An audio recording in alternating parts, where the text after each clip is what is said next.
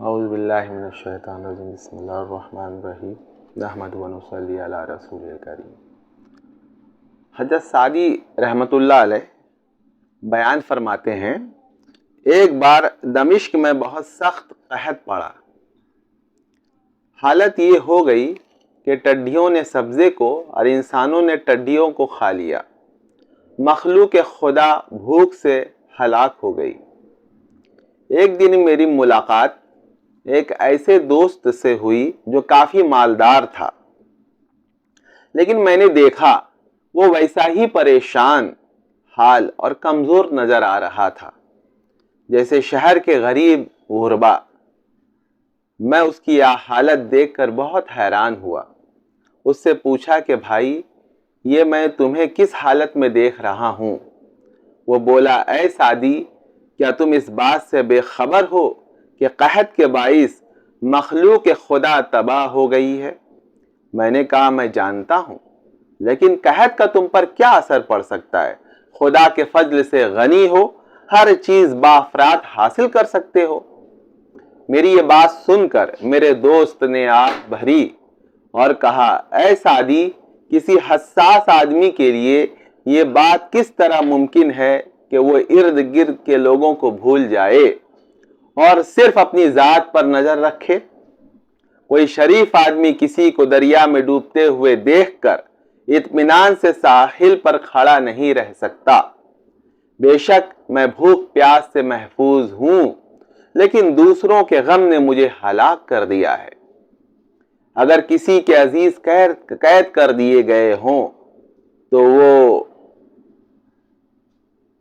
عیش و عشرت میں کھیل کود میں مصروف نہیں رہ سکتا۔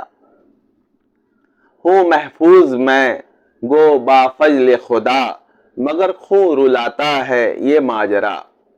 درختوں پہ پتے نہ ٹیلوں پہ گھاس، جسے دیکھیے بھوک سے ہے اداس۔ ہو سینے میں جس کے دلے درد مند، اسے کیسے ہوگی یہ صورت پسند۔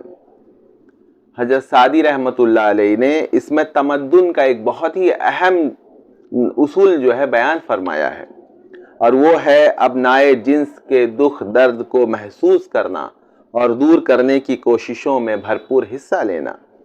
غور کیا جائے تو روئے زمین کا سب سے بڑا فساد خود غرضی اور نفس پرستی ہے۔ انسانوں میں ایسے لوگوں کی بڑی تعداد موجود ہے جو دوسروں کے نقصان سے بے پرواہ ہو کر زندگی گزارتے ہیں، اور یہاں تک دلیر ہو جاتے ہیں کہ اپنے ادنا سے فائدے کے لیے دوسروں کا بڑے سے بڑا نقصان کرنے سے بھی باز نہیں آتے۔ اگر ہر شخص حضرت سعدی کے اس حساس دوست جیسا بن جائے تو دنیا جنت کا نمونہ بن جائے۔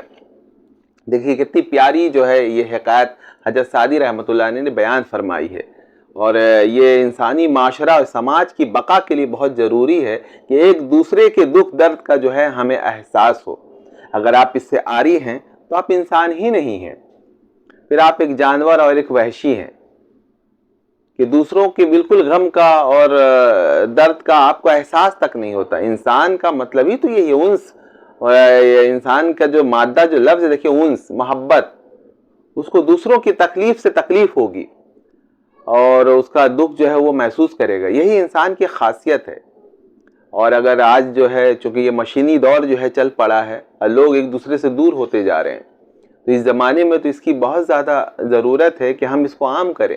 ایک دوسرے کے دکھ، پہلے لوگ نا ایک خاص طریقے سے جو ہے ان کا رہن سہن تھا جس سے ایک دوسرے کو وہ دیکھ سکتے تھے اور ایک دوسرے کے دکھ درد میں شریک ہوتے تھے۔ آج فلیٹ والی زندگی آ گئی ہے، کسی کو کسی کی خبر نہیں ہے، اور اپنی ذات تک جو آدمی محدود ہو کر رہ گیا، تو یہ تو بھول جا رہا ہے نا کہ بھائی میں اس کے دکھ درد میں اگر شریک نہیں ہو رہا ہوں تو پھر کل وہ میرے بھی دکھ درد میں شریک نہیں ہوگا، اس کو خبر تک نہیں ہوگی کہ بھائی میرے ساتھ کیا معاملہ آ رہا ہے۔ پہلے ایسا تھوڑے تھا، پہلے جو بہت، اور آپ دیکھیے کہ بزرگان دین ہے نا، اور ان کے یہاں حضرت نظام الدین اولیاء رحمۃ اللہ علیہ کیا دل درد مند جو ہے وہ پایا تھا کہ آج ایسی ہی مقبولیت حضرت کی نہیں ہے کہ آپ دیکھیے کہ آپ کی مجلس جو ہے چل رہی تھی اور مجلس میں بالکل جگہ نہیں تھی کہ اور کوئی آدمی بیٹھ سکے، تو ایک شخص آیا تو اس کے لیے بیٹھنے کی وہ سائے میں جگہ نہیں بچی تھی، تو وہ دھوپ بہت شدت کی گرمی ایسے دلی میں پڑتی ہے، تو وہ دھوپی کے اس میں جو ہے وہ بیٹھ گیا۔ اب دیکھیے کہ یہاں اتنا وہ بیٹھے اور کتنے بڑے بڑے لوگ جو حضرت کی مجلس میں بیٹھے ہوں گے، لیکن حضرت نظام الدین اولیاء رحمۃ اللہ علیہ کو وہ شخص جو بالکل ایک عام سا شخص تھا، ایک عام سا مطلب فرد تھا، کوئی اس کی خاص مطلب یہ نہیں تھی، وہ جو ہے اس میں جو ہے وہ یہ تھا کہ بیٹھا اسی میں بیٹھ گیا۔ اب حضرت کو تکلیف ہو رہی ہے، حضرت وہ کہہ رہے ہیں کہ بھائی ادھر کہیں آ کر کے جو ہے گنجائش نکال کے سائے میں بیٹھ گیا، تو وہ حالانکہ وہ بولا کہ بھائی حضرت میں ٹھیک ہوں، میں مطلب چونکہ وہ تھا اس کی ایک عادت تھی، تو میں ٹھیک ہوں، بیٹھ جاتا ہوں، کوئی تکلیف کی بات نہیں۔ حضرت نے کہا ارے نہیں بھائی، تمہارے بیٹھنے سے مجھے تکلیف ہو رہی ہے، دھوپ میں بیٹھے تم ہو، گرمی مجھے لگ رہی ہے۔ آپ یہ بات سمجھ سکتے ہیں کہ یہ جو ہے یہ خاصیت کا پیدا ہونا ہے، یہ کوئی عام سا نہیں ہے۔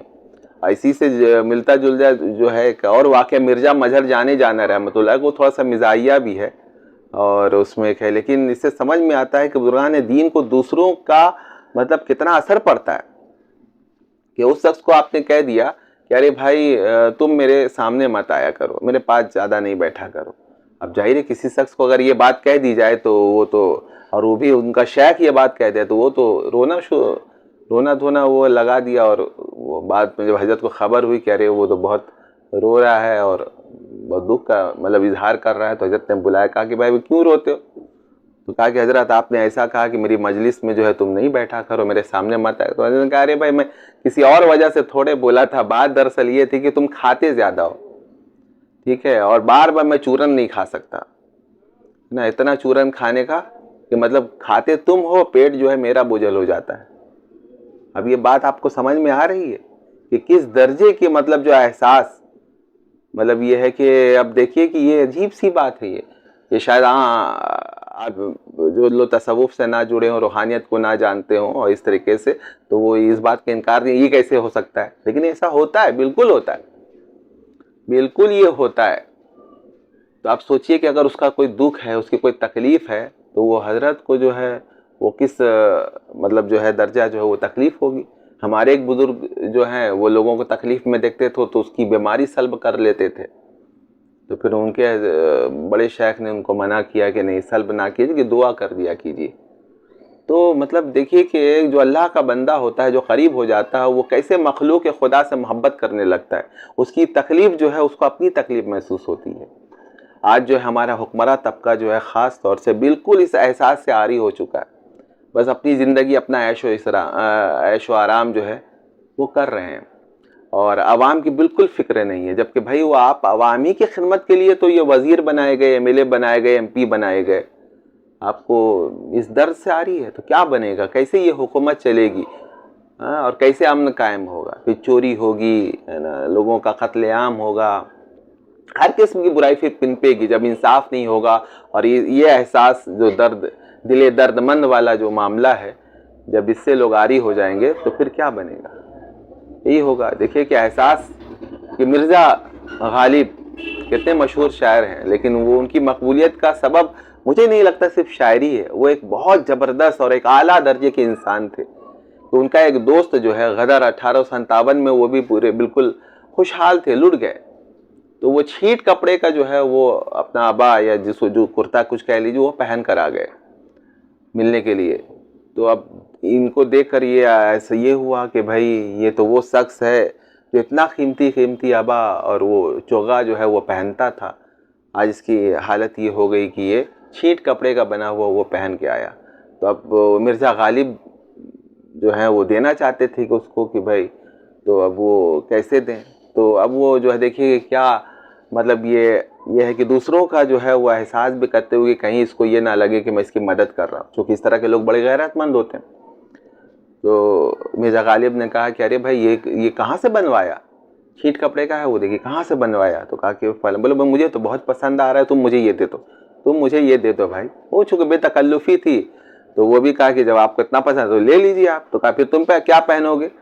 تو کہا کہ ارے میں تو ایسے چلا جاؤں گا۔ نہیں، کہا نہیں ہے نا، تم میرا جو ہے وہ ایک چگا وہ والا تم لے لو۔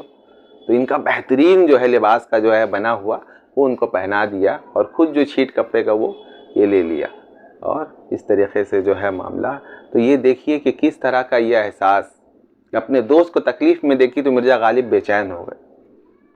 مرزا غالب ایک زبردست جو ہے وہ دل والے جو ہے وہ اہل دل میں سے تھے. یہی وجہ تھی کہ مطلب خود جو ہے مفلوق الحالی تھی، لیکن ان کے دروازے پر جو ہے بھیکاریوں کا اور اس کا جو ہے وہ تانتا بنا رہتا تھا. یہاں تک کہ ایک بار تمغہ ملا، وہ مغلیہ اس سے لوگ جو ہے وہ بیٹھے ہوئے تھے تو دیکھا تو ان کی تکلیف دیکھی نہیں گئی. کہا کہ اپنے خادم کو کہا جو اس کو بیچ لاؤ، جو پیسے ملے پھر ان کو تقسیم کر دیا. یہ احساس جو ہے اگر آپ کے اندر نہیں موجود ہے، ٹھیک ہے، تو آپ ولی اللہ، اللہ والا اور صوفی بننا تو دور کی بات ہے، آپ ایک اچھا انسان بھی نہیں ہیں. یہ کیسے ممکن ہے؟ تو یہ نہیں صرف وہ تسبیح گھما لینا اور فرائض کی ادائیگی کر لینا، نہ، یہ کوئی کمال نہیں ہے. کمال یہ ہے کہ بھائی آپ ایک سماجی طور پر ایک بہترین انسان بنے، آپ کا دل تڑپ جائے کسی کو تکلیف میں دیکھ کر. اللہ تعالیٰ جو ہے ہم کو جو ہے اس طرح کی حکایتوں سے سبق لینے کی توفیق عطا فرمائے. آمین یا رب العالمین.